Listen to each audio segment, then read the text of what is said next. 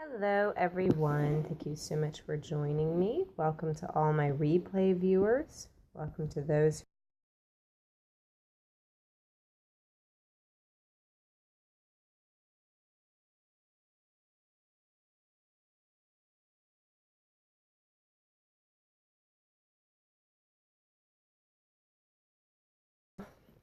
If this is your first time with me, welcome. My name is Keely. I'm the owner of LoveHopeAdventure.com and a blog about the marriage relationship, intimacy in marriage, and how you can go deeper with your spouse.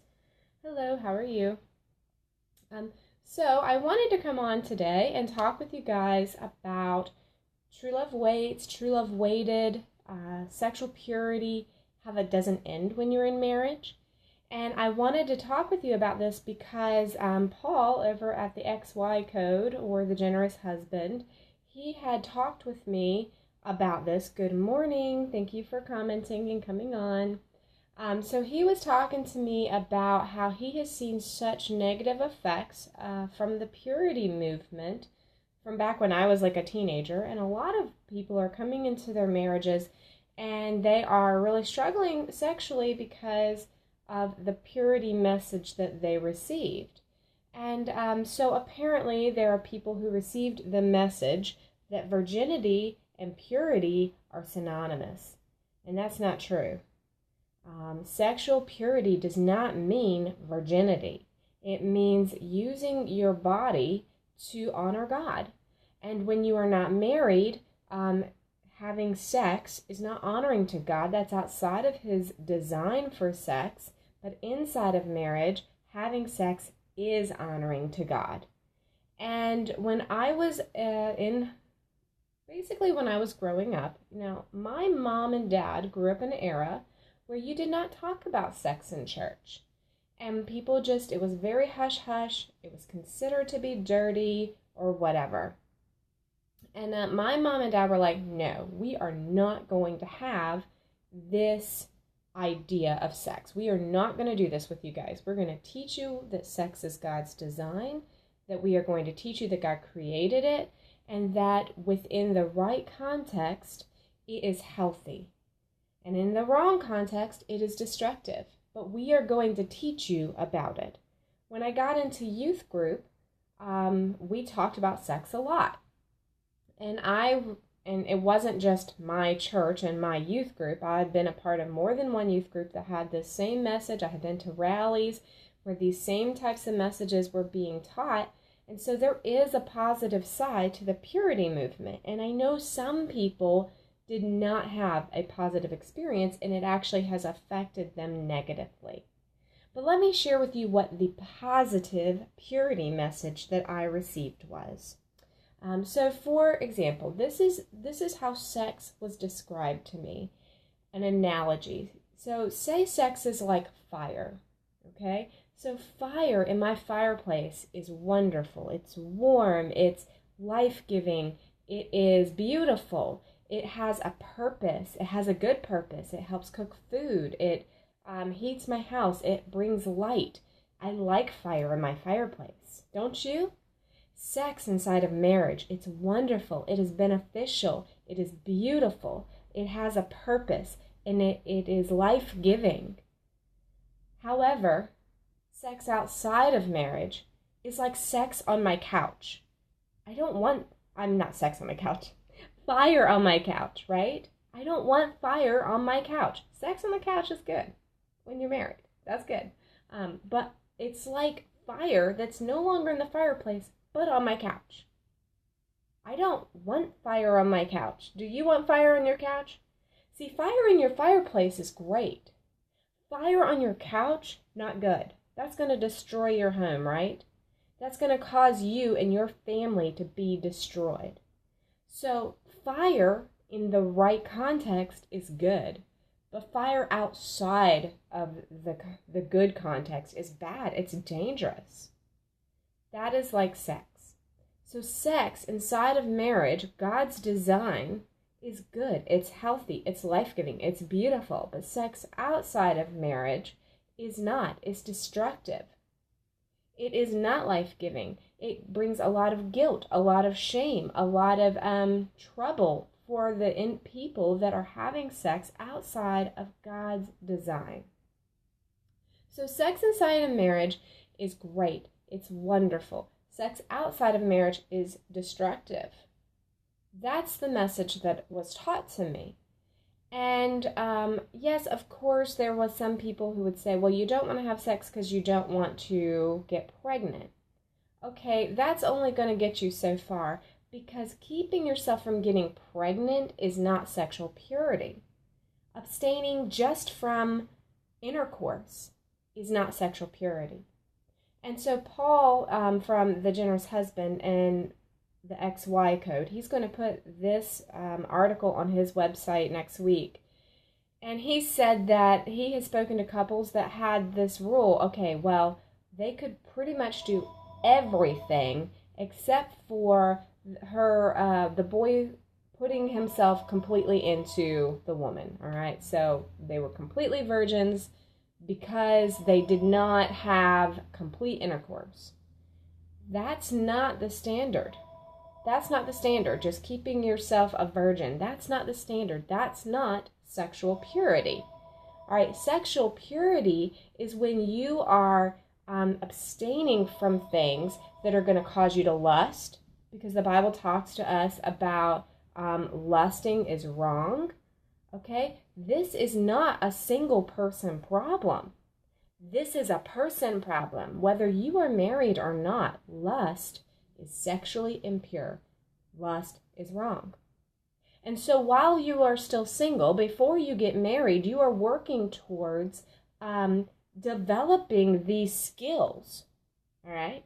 Not lusting is a very important thing that you need to develop. Because when you get married, lusting after someone else besides your spouse, that is going to destroy your marriage. All right? So the things that we were learning in the purity culture, the things that we were being taught in our youth groups, are all the same skills that we have to use in our marriage.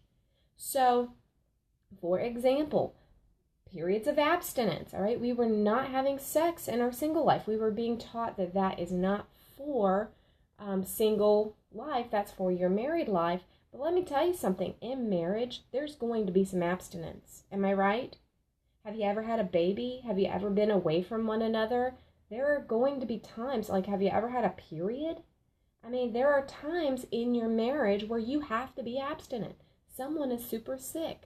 You have to be willing to say, all right, well, they're really ill right now, so we're not going to have sex. Abstinence is not only a single person thing either. There are going to be periods of time in your marriage where sex is going to be very hard to accomplish.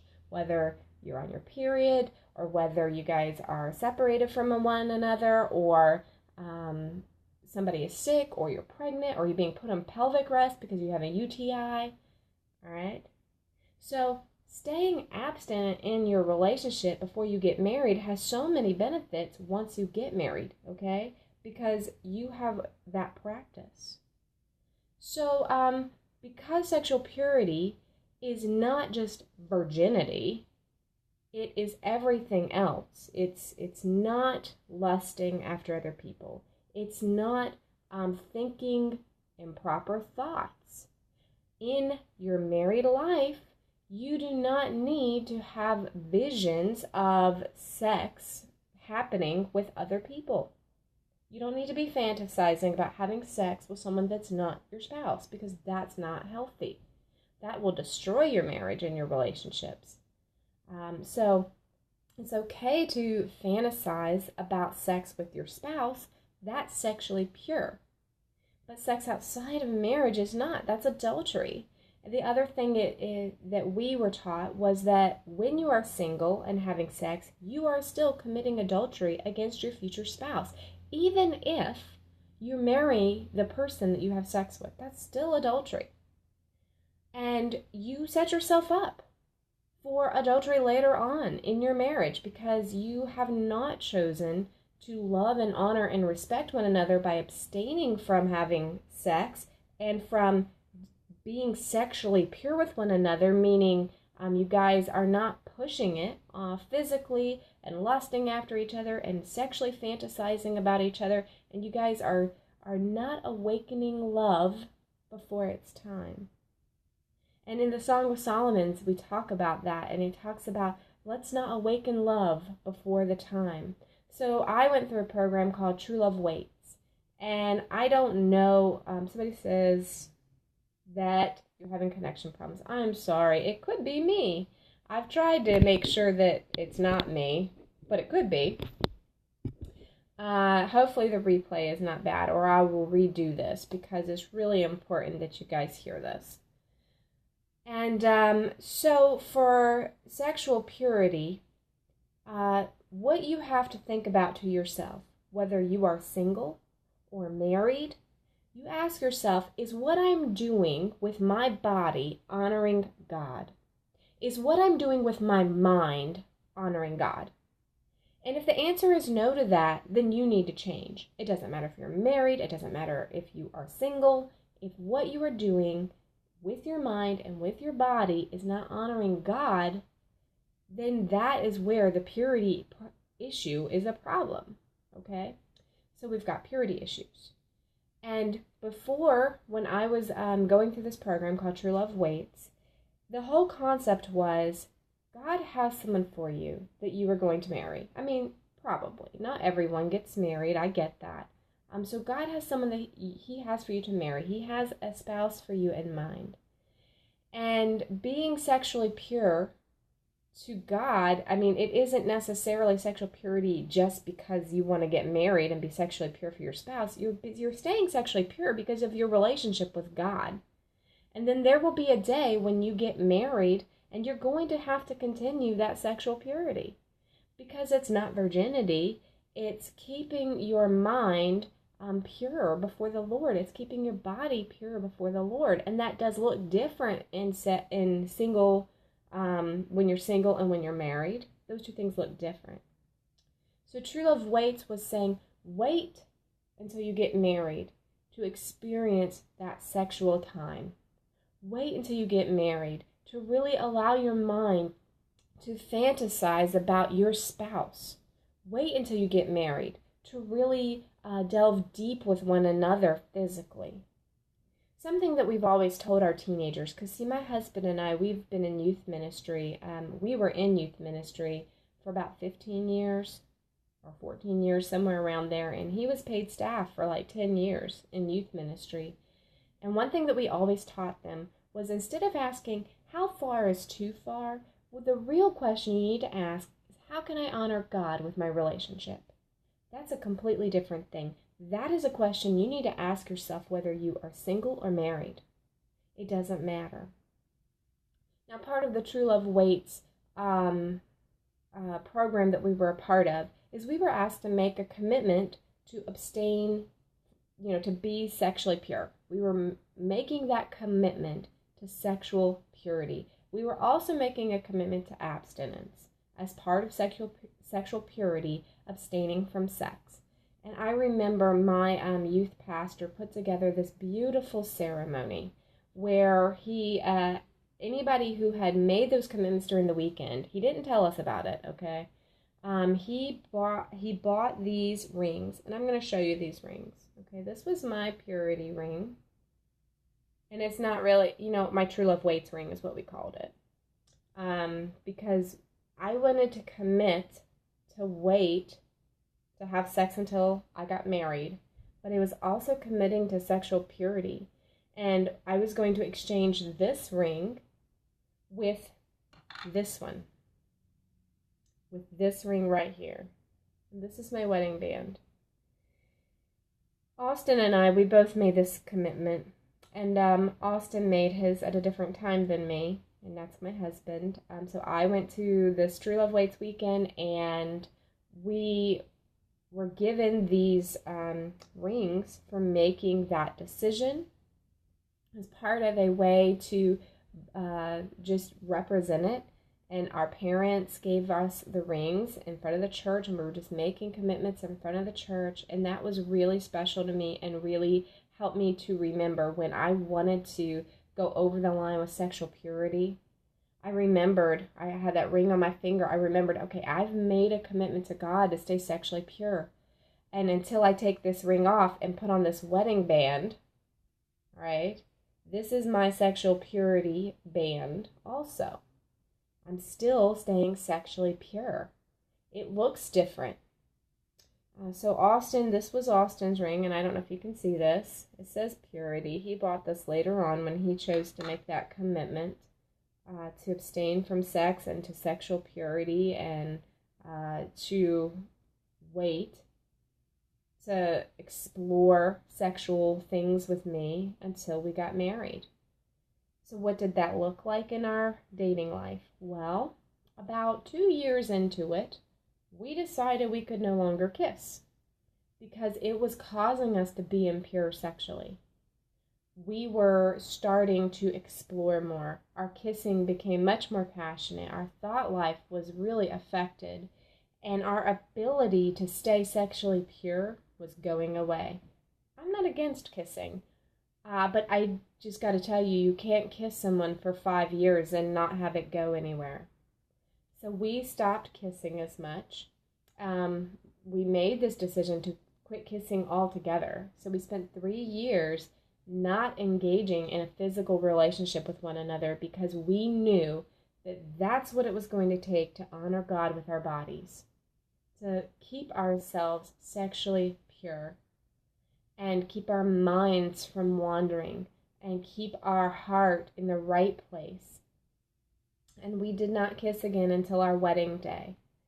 We had a very positive message, and it has affected us tremendously in our marriage from here on out. And I think that one of the things that affected us the most about that movement and about the things that we were taught is that sexual purity does not end when you get married. I don't think that's a message that many people are sharing, because sexual purity is a commitment to God.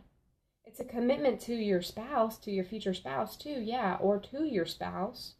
But it's before God. When you sin, when you do things that are wrong, your offenses are to God. And so your commitments are to God. And I made that commitment to save myself, to abstain from sex before I got married, because that would be sexually impure. And then when I got married, I was putting on my wedding band and committing to my husband that I was going to be his wife, he was going to be my husband, and he was the only person that I'm going to be sexual with. He's the one I'm going to think sexual thoughts about. He's the one I'm going to engage in sexual activities with. He's the one that I'm going to let fill those needs. And so I really encourage you guys to know that sexual purity doesn't end, and that if you have this idea that virginity means purity, then you're wrong. If you have this idea that virginity is just not having actual intercourse, because I think that in our culture today, a lot of people are having oral sex. And so there's a really big difference between safe sex and virginity. You could say, well, we're going to have oral sex as a way to stay safe. Well, you're not even safe from that, because sexually transmitted diseases still happen. That's not a safe alternative, okay? But some people think it is. And some people think, well, because I gave them oral and they gave me oral and we never had intercourse, then that means we're still virgins. That's not the standard.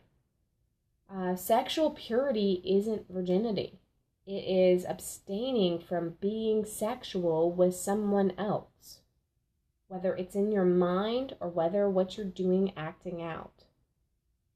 And that's a very dangerous mindset to have, by the way, because if you can say to yourself, well, we were virgins because we only gave each other oral sex, or we only touched one another, or we never had intercourse. What happens when you're married and you could start justifying physical interactions with someone else and saying, well, it wasn't really cheating because I didn't actually have sex with that person. We just gave each other oral. sin is sin, and you justify it. There are so many things you can do to justify it. So when it comes to purity, guys, remember your purity, it's a commitment to God. It's a commitment to those around you. And it's not virginity. It is keeping sex where it belongs in the right context. If you're single, abstaining from sex. If you are married, having sex. Not having sex in your marriage is wrong. Because the Bible tells us not to keep ourselves from one another, to not withhold sex from our spouse. Just like it tells us that sex is for marriage and not for those that are not married. That sex outside of marriage, sex with anyone that isn't married to you, is adultery. So when you're single and having sex, you are committing adultery, and that's wrong. When you're married and you're having sex with someone other than your spouse, that is also adultery. Wrong. So that is the message that we got through that time. That is the message that I will teach my children. I've been teaching this message to younger generations for many years. I have a huge heart and a huge passion to talk to other people about sexual purity, whether it's teenagers, kids, single adults, or married adults. Sexual purity, it looks different between single life and married life, but it's still being pure. So guys, this is the question you need to ask in your bedroom with your spouse, or if you are single with your boyfriend or girlfriend. Don't ask how far is too far. Don't ask what's okay, what's not okay. Instead, ask, how can I please God with my actions, with my thought life? How can I be pleasing to Him? That's really what you have to ask. And so guys, thanks so much for joining me today, and I might talk about sexual purity some more coming up in the future, because I will be writing about it and talking with Paul over at The Generous Husband about it, and also just kind of like still exploring some of these topics. So if you want to see what I've been blogging about, go to lovehopeadventure.com and you can check out what's going on over there. And I've got a new podcast that I was a part of today, so you can check the links there on that. And I talk about initiating sex. So thanks for coming on, and I look forward to talking with you guys soon.